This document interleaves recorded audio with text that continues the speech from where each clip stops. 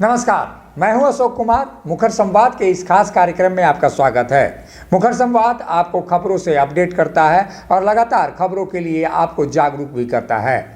मुखर संवाद 2021 पर आज विशेष चर्चा कर रहा है। कारण साफ है, ये 2021 अब हमसे अलविदा हो गया और ऐसे में ये कहा जा सकता है कि अब जो नए साल हैं, नए साल जो 2022 का होगा वो कैसा होगा, इसकी कल्पना शायद अभी नहीं की जा सकती है कि कैसा हमारा साल होगा। लेकिन झारखंड की राजनीति में जो बदलाव आए हैं 2021 में, उन बदलावों पर हम चर्चा करने के लिए इस समय बैठे हैं।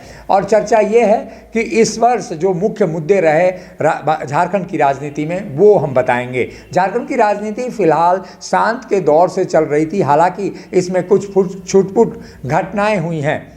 जो झारखंड मुक्ति मोर्चा सत्ताधारी दल है, वहाँ से कहीं ना कहीं विवाद की चिंगारी दिखाई दी है। जिस तरह से बजट सत्र में 2021 के बजट सत्र में लोबिन हेम्ब्रम, जो झारखंड मुक्ति मोर्चा के विधायक हैं, उन्होंने जो अवैध पत्थर निकाला जा रहा है, झारखंड में अवैध उत्खनन किया जा रहा है, उसको लेकर उन्होंने झारखंड विधानसभा में आवाज़ उठाई थी। तो लगा कि झारखंड मुक्ति मोर्चा में कहीं ना कहीं अंदर खाने में सब कुछ अच्छा नहीं चल रहा है। झारखंड मुक्ति मोर्चा की प्रमुख सदस्य, यूँ कहा जाए कि गुरुजी की बहू सीता सोरेन और मुख्यमंत्री हेमंत सोरेन की भाभी सीता सोरेन ने उनके खिलाफ लगातार आवाज़ उठाती रही और साल के अंत तक उनका विरोध जारी रहा। एक तरह से कहा जाए, पार्टी के अंदर और पार्टी के बाहर उन्होंने लगातार आवाज़ उठाते हुए झारखंड मुक्ति मोर्चा के कार्यकलापों पर सवाल उठाया। लेकिन सरकार पर कोई संकट नहीं गहराया और झारखंड की राजनीति अब तक जो पिछले 20 वर्षों में देखी गई, वो उठापटक का दौर था। और उस उठापटक के दौर के बावजूद इस दौर में 2020 का जो दौर था, वो 2020 का दौर जिस तरह से कोरोना संक्रमण आया और उसके बाद 2021 का जो वर्ष था, वो झारखंड की राजनीति में निश्चित रूप से कहा जा सकता है कि बिना उठापटक और कि बिना किसी हो हंगामे के चला गया। हालांकि ये जरूर बातें हुई कि झारखंड मुक्ति मोर्चा की जो सत्ताधारी दल है, उसने बड़ा सवाल खड़ा किया कि भाजपा उनकी सरकार को गिराना चाह रही थी और इसी बाबत 3 गिरफ्तारियां भी हुई। लेकिन एफआईआर में जिस तरह की बातें आईं और जिस तरह से दर्ज एफआईआर के बाद केस डायरी नहीं उपलब्ध कराया गया और उन तीनों लोगों को जिस तरह से रिहा किया गया, उसके बाद से ये सवाल उठता है कि महज ये ड्रामेबाजी तो नहीं थी सत्ताधारी दल की। झारखंड मुक्ति मोर्चा की ये कहीं ड्रामे के रूप में राजनीति को देखा तो नहीं जा रहा था। इस वर्ष झारखंड की राजनीति उठापटक से बिल्कुल ही दूर रही, सत्ता संघर्ष भी दूर दिखाई दिया, लेकिन अंदर खाने में सब कुछ अच्छा नहीं चल रहा था। इस वर्ष एक बड़ी खबर ये है कि इस वर्ष जो सरना कोड है, सरना कोड का मुद्दा काफ़ी गरमाया रहा। पिछले 20 वर्षों में सरना कोड को लेकर जो स्थितियां देखी गई, उसके विपरीत वहाँ झारखंड से जनगणना में सरना धर्म कॉलम को लेकर झारखंड विधानसभा से एक प्रस्ताव पारित कर केंद्र सरकार को भेजा गया। झारखंड सरकार ने ये सत्र, विशेष सत्र, 1 दिन का सत्र बुलाया था और 2021 में ये बड़ी खबर थी। और यूँ कहा जाए कि जो केंद्रीय गृह मंत्री हैं अमित शाह से मुलाकात कर सरना कोड को लेकर जो केंद्र पर दबाव डाला गया झारखंड की ओर से, वो कहीं ना कहीं इस समय बड़ी खबर के रूप में दिखाई देता है। और जो ओबीसी का आरक्षण है झारखंड की राजनीति में, वो लगातार सदन और सदन के अंदर और बाहर दिखाई देता रहा, लेकिन फिलहाल उसका कोई असर नहीं हुआ। और जो तमाम राजनीतिक दल हैं, चाहे वो कांग्रेस हो, कांग्रेस राजभवन के समक्ष धरना दे रही थी ओबीसी आरक्षण बढ़ाने को लेकर, लेकिन ये घटनाएं केवल झारखंड की जनता को बेवकूफ़ बनाने के लिए हो सकती हैं और झारखंड की जनता को बेवकूफ़ भी बनाया गया इस 2021 में ओबीसी के आरक्षण को लेकर। कांग्रेस पार्टी जो राज्य की सत्ताधारी दल है, वो विरोध कर रही थी और राजभवन में वो प्रदर्शन कर रही थी ओबीसी के आरक्षण को लेकर। वहीं बीजेपी ने भी ओबीसी के आरक्षण को लेकर राजभवन के समक्ष प्रदर्शन किया और राज्य सरकार के विरुद्ध में प्रदर्शन किया कि वो झारखंड में 14% जो आरक्षण मिल रहा है उसको 27% किया जाए। लेकिन करे कौन, ये झारखंड की जनता शायद जानना चाहती है। और ये सवाल 2022 में भी बना रहेगा कि आखिर आजसू, आरजेडी, कांग्रेस, ये तमाम दल इस प्रयास में लगे रहे, लेकिन कुछ हासिल नहीं हुआ ओबीसी समाज को। अब एक बड़ा तबका जो दिखाई देता है झारखंड का मुस्लिम समाज, उसने बड़ी सफलता हासिल की। जो झारखंड में मॉब लिंचिंग को लेकर जिस तरह से बदनामी हुई थी पूरे देश में, उसको लेकर एक कानून पारित कर लिया गया और कानून में कई सख्त प्रावधान दिए गए और झारखंड विधानसभा से ये पारित होकर अब झारखंड में ये कानून लागू हो गया। हालांकि मॉब लिंचिंग में दोषी पाए जाने वाले लोगों को आजीवन कारावास की सज़ा तक का प्रावधान है और इस मुद्दे को ज़्यादातर पिछले 2 वर्षों में बड़ा मुद्दा बनाया गया। इस कानून को लाने के लिए लगातार जो मुस्लिम संगठन है, मुस्लिम धर्म के संगठन है, वो लगातार मांग करते रहे। राजभवन के समक्ष उन्होंने धरना भी दिया और उनकी मांग शायद झारखंड मुक्ति मोर्चा की नेतृत्व वाली सरकार ने मान भी लिया।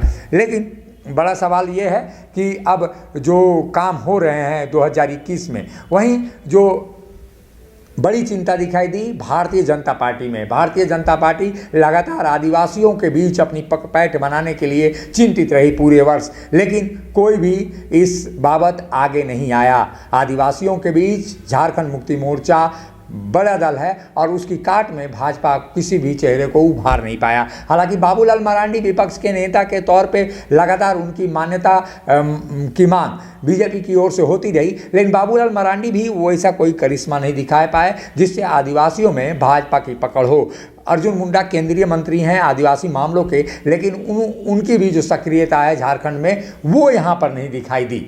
कारण साफ था, उनकी सक्रियता नहीं होने के पीछे कई राजनीतिक कारण हो सकते हैं, लेकिन उनकी सक्रियता आदिवासियों के बीच बिल्कुल ही नहीं दिखाई दी। हालांकि इस बीच राष्ट्रीय सम्मेलन बीजेपी ने आदिवासियों का झारखंड में किया, जहां तमाम देश भर के बीजेपी शासित मंत्री यहां पर आए, सांसद आए, केंद्रीय मंत्री आए और जब खुद अनुसूचित जनजाति मोर्चा के जो राष्ट्रीय अध्यक्ष हैं समीर उरांव ने उसकी पूरे कार्यक्रम की जिम्मेवारी ली, लेकिन उसका लाभ भारतीय जनता पार्टी को मिलता हुआ नहीं दिखाई दिया।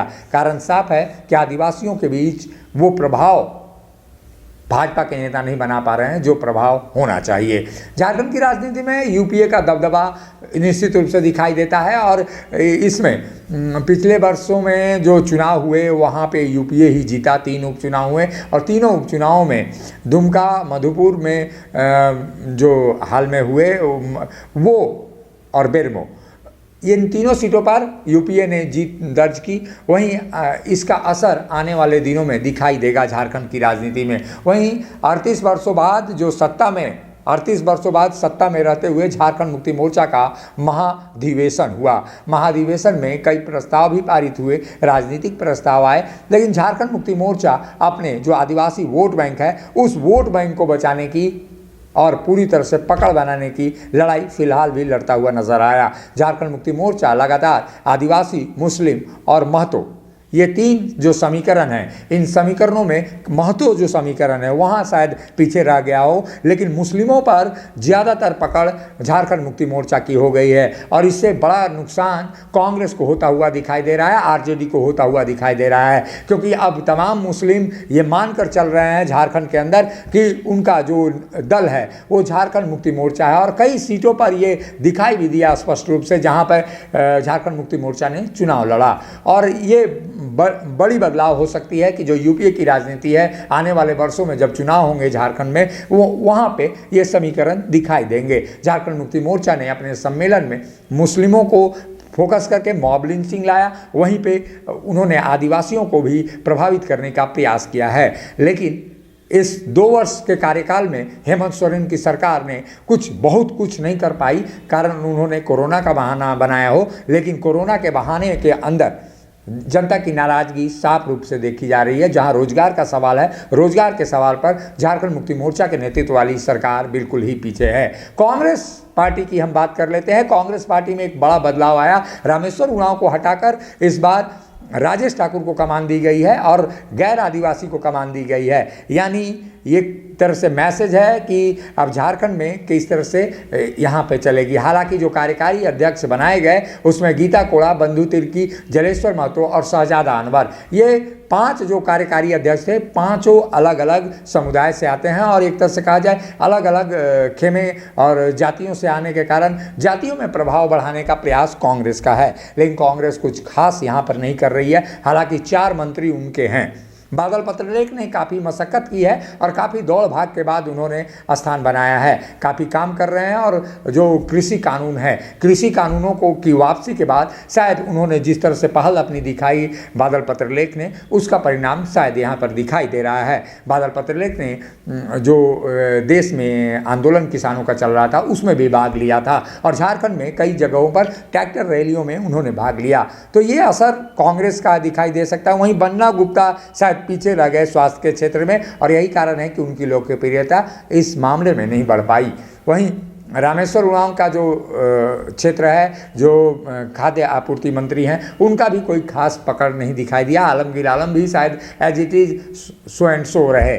तो एक तरह से कहा जाए कि झारखंड की राजनीति में बहुत कुछ बदलाव नहीं हुआ, लेकिन 2021 जो गया है वो झारखंड की राजनीति में कई परिवर्तन कर गया है, जिसे समीक्षा करने के बाद हम यही पाते हैं कि झारखंड की राजनीति तो चल रही है लेकिन इसमें कोई भूचाल नहीं आया है, एज इट इज चल रही है और ना ही कोई विकासवादी और सरकारें जा रही हैं। झारखंड की हेमंत सोरेन सरकार आने वाले 2021 में क्या करेगी इस पर शायद अभी मंथन करना जरूरी नहीं है और आने वाले समय में इसका पता चलेगा। लेकिन 2021 जाते जाते हमें बहुत कुछ संदेश दे दिया है कि राजनीति में आखिर झारखंड ने क्या कुछ खोया और क्या कुछ पाया।